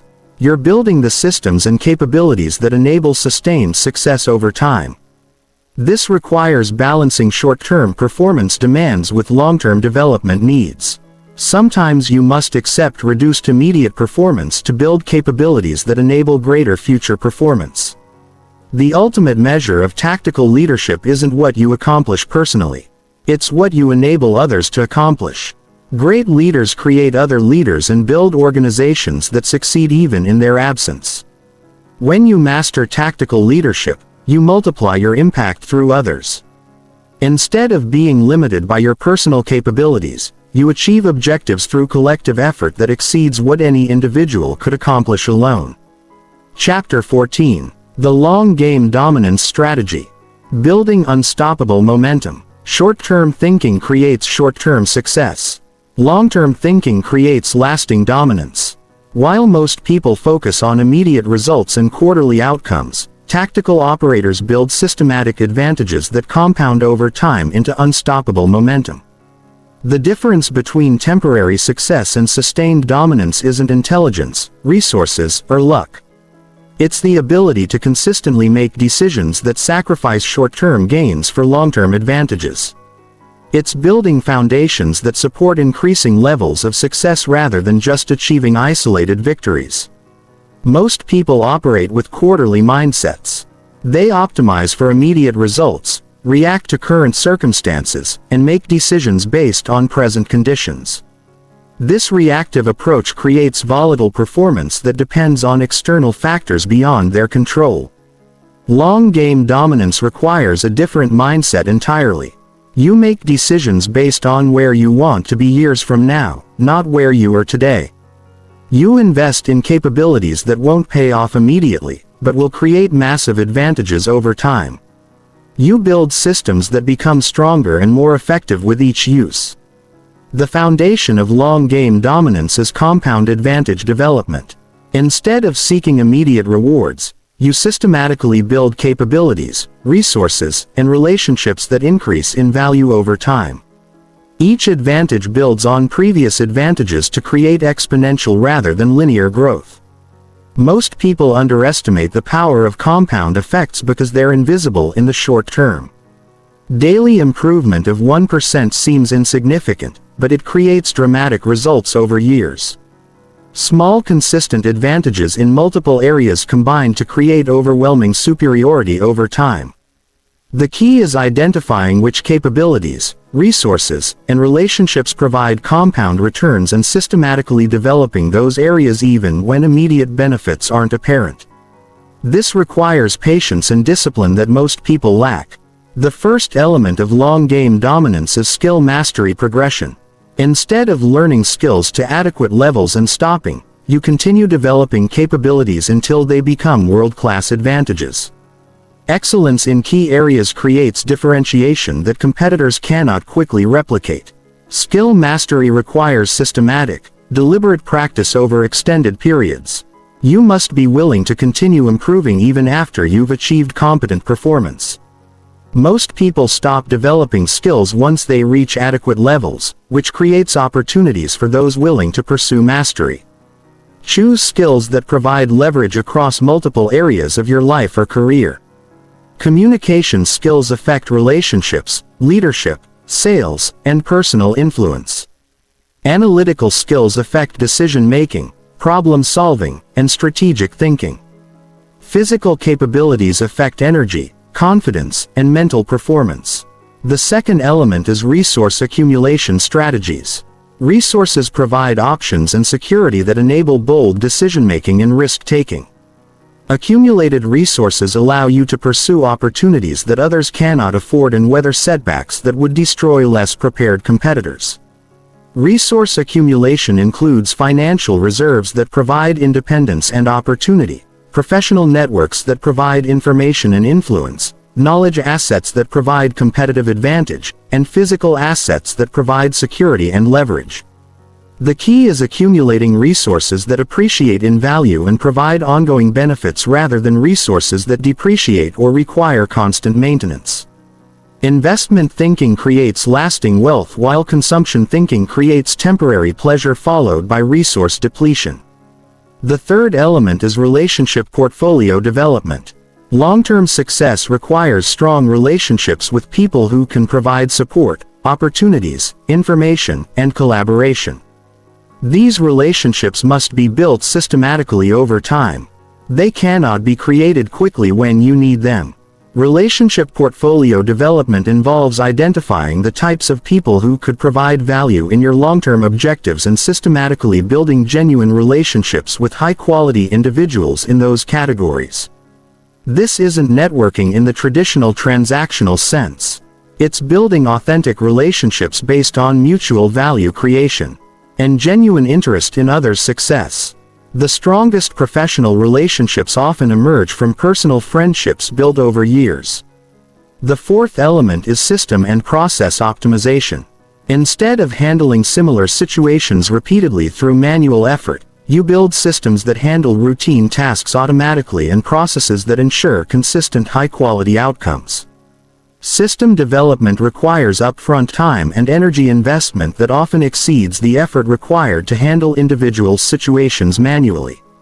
But systems create compound efficiency gains that dramatically increase capability over time.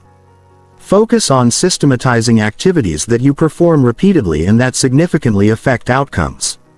Marketing systems that generate consistent leads. Production systems that ensure quality and efficiency. Communication systems that maintain relationships. And learning systems that accelerate skill development all provide compound benefits. The fifth element is strategic patience with tactical urgency. Long game dominance requires patience about overall timelines combined with urgency about daily execution. You must be willing to work for years to achieve major objectives while maintaining intense focus on immediate actions. This balance prevents both complacency about daily performance and anxiety about long-term progress. You execute daily tasks with intensity while maintaining perspective about the extended timeline required for significant achievement. Strategic patience allows you to make decisions that optimize for long-term outcomes even when they require short-term sacrifices. Tactical urgency ensures that you make consistent progress toward long-term objectives without losing momentum. The sixth element is competitive advantage reinforcement. As you develop advantages in various areas, you systematically strengthen and protect those advantages to prevent competitors from neutralizing them. This involves continuously upgrading your capabilities so competitors cannot catch up, building barriers that make it difficult for others to replicate your advantages, and leveraging existing advantages to develop new ones more quickly than competitors can develop their first advantages. Advantage reinforcement also includes strategic positioning that makes your advantages more valuable and competitor disadvantages more costly. You want to operate in environments where your strengths matter most and competitor weaknesses create the greatest problems. The seventh element is adaptation capacity development. Long-term environments always include changes that require new responses. Building adaptation capacity ensures that you can evolve with changing conditions rather than being made obsolete by them. Adaptation capacity includes learning abilities that allow rapid skill acquisition, resource flexibility that enables strategy changes, relationship diversity that provides options during transitions, and mental frameworks that embrace change as opportunity rather than threat. The goal isn't predicting specific future changes. That's impossible. The goal is building general capacity to respond effectively to whatever changes occur. Adaptation capacity makes you antifragile. You become stronger when stressed rather than weaker. Long game dominance also requires measurement systems that track progress toward long-term objectives while maintaining accountability for short-term performance. Without measurement, it's impossible to know whether long-term strategies are working until it's too late to make adjustments. Develop leading indicators that predict long-term success rather than just tracking lagging indicators that report what already happened. Skill development metrics, relationship quality measures, resource accumulation rates, and system effectiveness indicators all provide early feedback about long-term trajectory. The compound effect of long-game thinking creates exponential advantages over time. While competitors focus on immediate results, you're building capabilities that will dominate markets years from now. While others react to current conditions, you're creating future conditions. When you master long-game dominance, you stop worrying about quarterly results and start creating generational advantages. You become someone who shapes industries rather than someone who reacts to industry changes. You build lasting value rather than temporary success. Chapter 15. The complete tactical transformation becoming unstoppable. Everything you've learned in this audiobook comes together in a complete tactical transformation. This isn't about implementing individual techniques or adopting isolated strategies. This is about fundamentally changing how you think, operate, and engage with the world around you. The transformation from reactive person to tactical operator is profound and permanent. Once you develop these capabilities and mindsets, you cannot go back to operating reactively. You become someone who creates circumstances rather than someone who's controlled by circumstances. This transformation touches every aspect of your life. Your career advances because you anticipate opportunities and prepare for challenges others don't see coming. Your relationships strengthen because you approach them strategically rather than emotionally. Your finances improve because you think long-term and make decisions that compound over time. Your health gets better because you systematically optimize your physical and mental capabilities. Your learning accelerates because you approach skill development tactically. Your confidence increases because you know you can handle whatever challenges arise. But the most important change is internal. You develop unshakable certainty that you can figure out solutions to any problem and overcome any obstacle. This isn't arrogance or false confidence. It's evidence-based assurance that comes from repeatedly using tactical thinking to turn setbacks into advantages. The complete tactical transformation involves 5 progressive phases: reactive awareness, tactical foundation building, systematic implementation, advanced integration, and autonomous operation. Each phase builds on the previous phases to create comprehensive capability. Phase 1 is reactive awareness. This is where you recognize how much of your current operation is reactive rather than tactical. You become conscious of patterns you previously operated unconsciously. You see how much time and energy you waste responding to circumstances instead of creating circumstances. This awareness can be uncomfortable because it reveals how much control you've been giving up without realizing it. But awareness is essential for change. You can't fix problems you don't acknowledge or improve capabilities you don't realize are inadequate. During this phase, start tracking your decisions and responses to identify reactive patterns. Notice when you're responding to other people's agendas instead of executing your own plans. Observe how often you're surprised by developments you could have anticipated. The goal isn't judging yourself harshly for past reactive behavior. It's developing clear understanding of current patterns so you can change them systematically. Phase 2 is tactical foundation building. This is where you develop the basic capabilities that enable tactical operation. You learn to think systematically rather than emotionally, plan proactively rather than reactively, and execute disciplined rather than impulsively. Foundation building involves establishing the mental frameworks, daily habits, and operational systems covered throughout this audiobook. You develop decision-making processes that work under pressure, information gathering methods that provide competitive advantage, and recovery protocols that convert setbacks into growth. This phase requires sustained effort over several months. You're rebuilding fundamental patterns of thinking and operating that you've used for years or decades. New patterns don't become automatic immediately. They require deliberate practice and consistent reinforcement. Focus on one foundational element at a time rather than trying to implement everything simultaneously. Master basic tactical thinking before moving to advanced applications. Build simple habits before attempting complex systems. Phase 3 is systematic implementation. This is where you begin applying tactical approaches to specific areas of your life instead of just understanding tactical principles. You start using them to achieve actual objectives and solve real problems.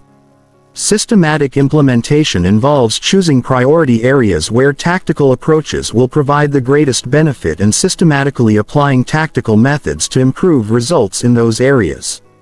This might be career advancement, business development, relationship improvement, or personal goal achievement. During this phase, you'll experience the first clear evidence that tactical approaches produce superior results compared to reactive approaches. You'll start achieving objectives more efficiently, avoiding problems others encounter, and creating opportunities others miss. These early wins build confidence and motivation that fuel continued development.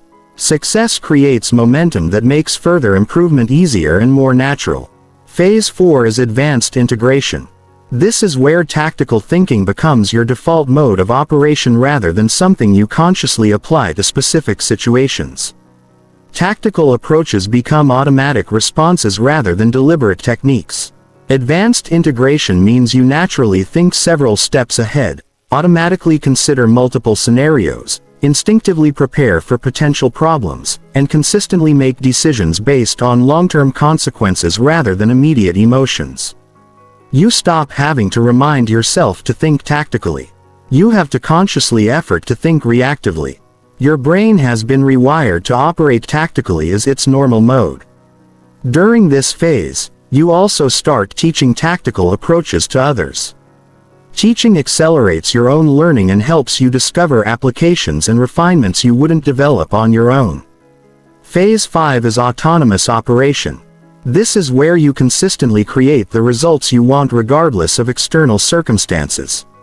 You operate as a tactical expert who can handle any challenge, exploit any opportunity, and adapt to any change. Autonomous operation means you've developed sufficient capability and confidence that you no longer doubt your ability to handle difficult situations. Problems become puzzles to solve rather than threats to fear. Setbacks become information rather than defeats. You also begin creating value for others through your tactical capabilities. You become someone others turn to for advice, leadership, and problem solving because they recognize your superior ability to navigate complex challenges. The complete transformation also involves identity evolution. You stop seeing yourself as someone who hopes things work out and start seeing yourself as someone who makes things work out. This identity shift reinforces all your tactical capabilities and makes continued development natural rather than forced. Your new identity attracts different opportunities, relationships, and challenges. People recognize your tactical capabilities and present you with more significant problems to solve and more important objectives to achieve. This creates an upward spiral where increased capability leads to increased opportunity, which leads to increased challenge, which leads to increased capability. Your growth accelerates as you tackle increasingly significant objectives.